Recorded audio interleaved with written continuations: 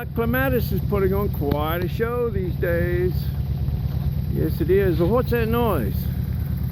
Oh, that's the poor man's ATV. Getting ready to go down the canyon, do a little irrigating, a little gardening. Well, when my people, life is over. Old time for me will be no more. Oh, guide me safely, gently on to thy shore, dear Lord, to thy shore. Well, just a closer walk with you. Oh, grant Jesus is my plea. Well, take me walking close to thee. Let it be, dear Lord, let it be.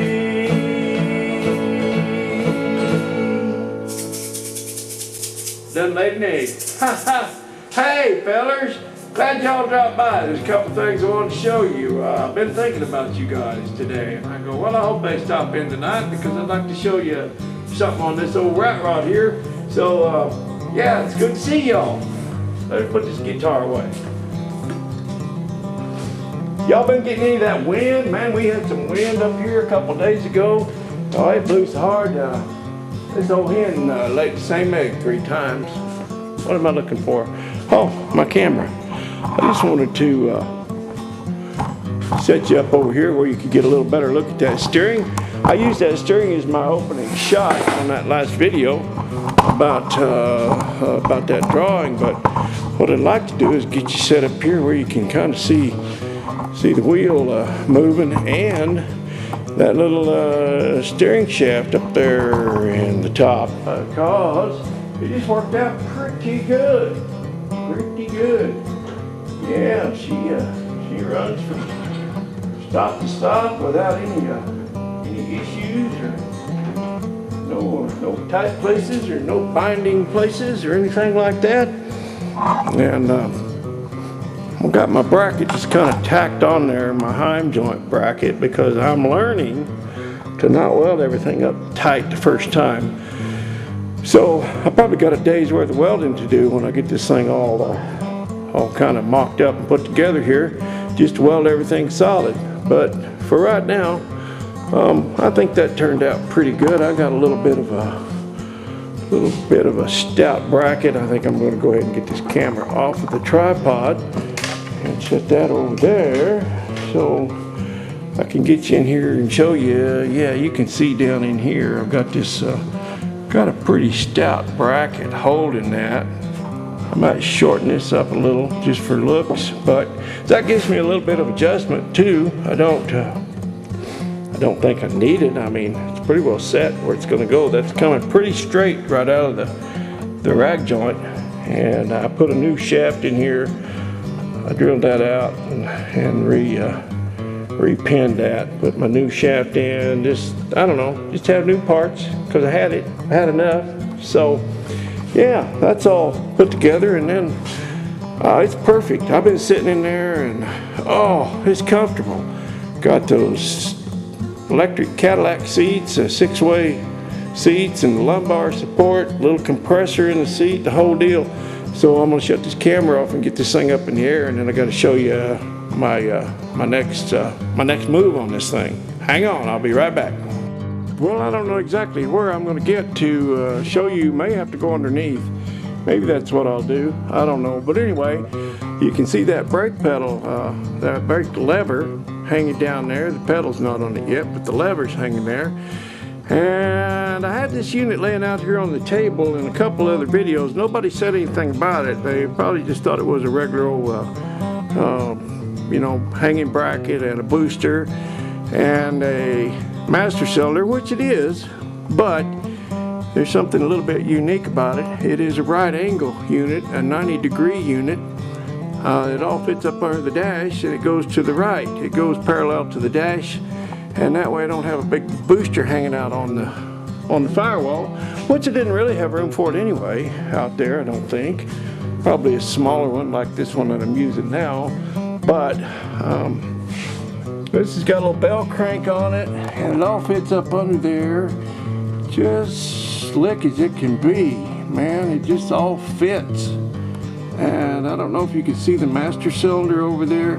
This little thing hanging down there is just a little tab that's threaded, and it's meant to be welded on here so you can thread your pedal onto it, a bolt to screw your pedal on down there, or however you want to do it. But what I've got to do is cut that and flip it over. I can't just flip the whole shaft over because it's the way it's set up to operate that bell crank. I tried flipping it over, and that would put this bend here over the other direction, but it binds up my little Heim joint in there that works that bell crank. So it has to be this way, but I can cut that. I can cut that off and flip it over and angle it over and get it to the left over here out of my way. So I'll have room for my throttle down there, my foot feed. But anyway, I just wanted to show you that little right angle unit. Man, that thing is just slick as it can be. Kerwood come up and helped me get it hung under there. I couldn't hold it up under there and get it tied up the way I needed to have it. Now I can start measuring out and designing some brackets to hold all that. And I'm going to get this back down off the lift, and I'll show you something else. And when I put that steering wheel down through the dash, I just changed everything. Look at all the room now between the steering wheel and the seat.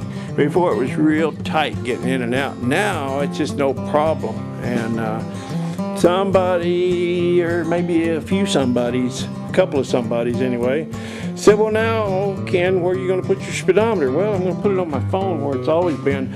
I got several rigs around here that has no speedometer. Fred don't have a speedometer. What else? The Rat Rod, the little 1932 Rockabilly Rat, it don't have a speedometer. So I just use one on my phone, and that's what I'm going to use on this one. But that's not what I wanted to show you. I wanted to show you this. Of course, you can see this thing working. It works really well. There's no slack anywhere. It's real tight. But what I want to show you is I was asked when I showed somebody this, or telling somebody about that right angle master cylinder and booster and everything, and they said, well, how are you going to fill it? How are you going to get to it? Well, right there. There it is. There's my dual master cylinder right there. And instead of having that be a functioning cowl vent with the lever and all that, which was all seized up and rusted up anyway, I just took it all out, and that made room for my master cylinder and my booster to fit up in there. And what I'm going to do is cut this off of all this bracketry here, and I will just have this piece right here. And on the bottom side, I'm going to put a couple of tabs on there that will turn and lock into a bracket underneath. So when I need to get to the master cylinder, I can just reach under there and flip those two little tabs and pop that out of the hole, and then I can get right to it. But that, I just think that's a really slick little unit. The old 1970s, something 70, I don't know what, but the 70s Dodge vans had those right angle brake mechanisms like that. It's my understanding. I don't really recall seeing one, but I probably did.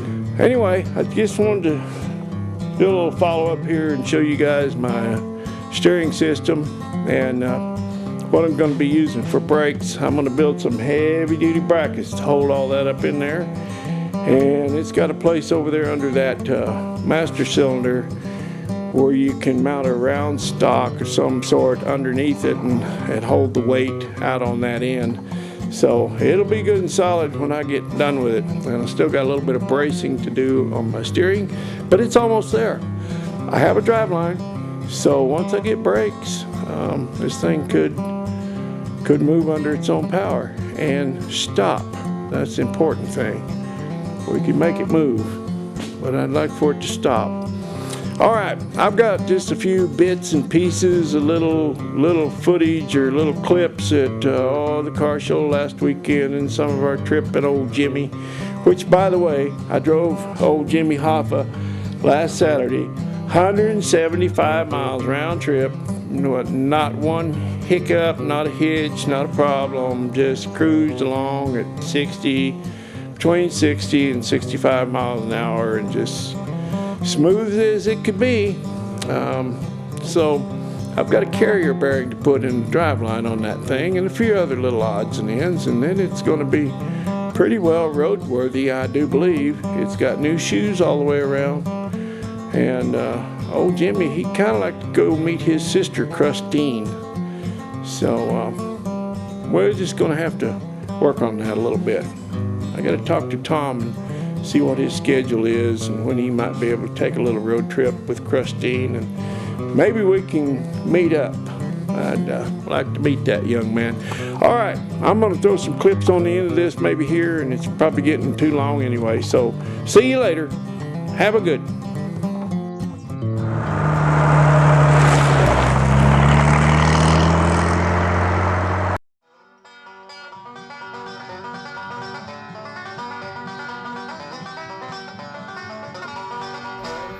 Chasing these threads. Think I'll catch them?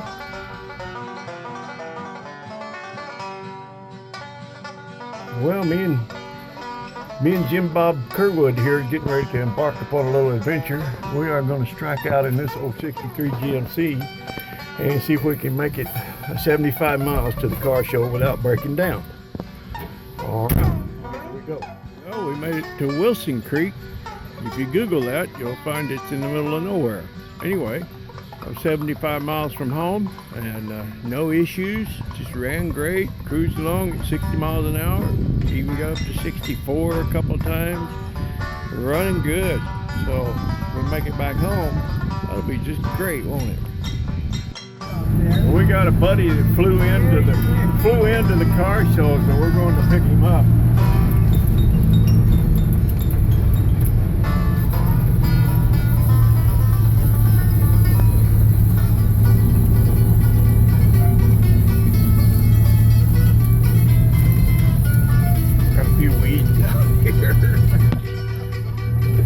Tire down, Dale.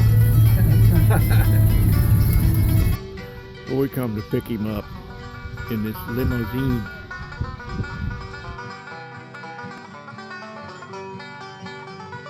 All right, got the airport limo here. Just delivered Dale back to his plane. He's getting ready to head out. Car show. The big fly-in, the only plane here. Only one. He controls the air. That thing got a Hemi in it. Alright, fire up, Dale. Where? There we go. Hope you don't break down.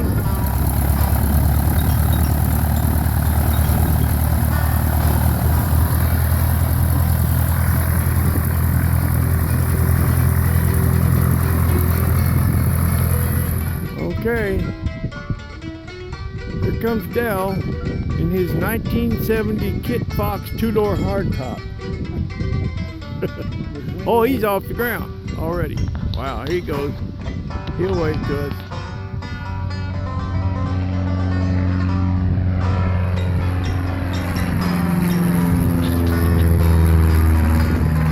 And away he goes.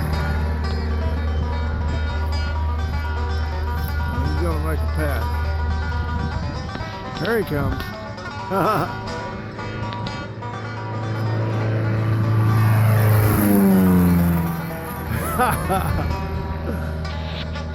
He's headed for Wenatchee now. And the airport limo. back in service.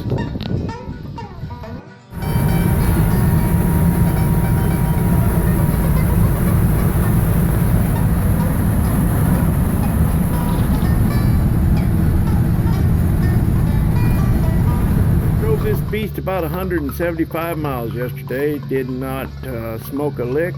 Did not use a drop of oil. Did not miss a beat. Most of that was at 60 to 65 miles an hour. Jimmy, thank you for your service. You're a good old boy. I'm printing out these comments for that drawing so I can cut them up. 795 comments. I expected maybe 20 or 30. 55 pages. Guess I learned my lesson.